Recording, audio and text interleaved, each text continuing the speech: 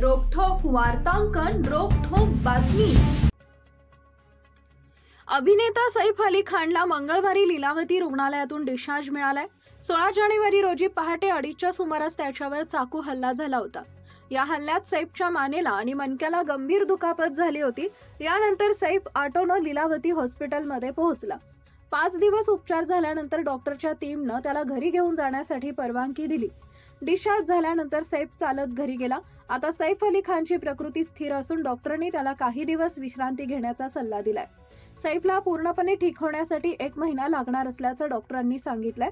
दरम्यान लीलावती रुग्णालयातून डिस्चार्ज मिळाल्यानंतर सैफ त्याच्या वांद्रे येथील सद्गुरू शरण अपार्टमेंटमध्ये जुन्या घरी परत जाणार नाही। तो आता दुसऱ्या घरी शिफ्ट होणार आहे। तो परिवारासह जवळच्या फॉर्च्यून हाइट्स इमारतीत राहणार आहे। महाराष्ट्रातील महत्त्वाच्या आणि ताज्या बातम्या पाहण्यासाठी आमच्या जय हो न्यूज चॅनलला सबस्क्राइब करा आणि बेल आयकॉन प्रेस करा।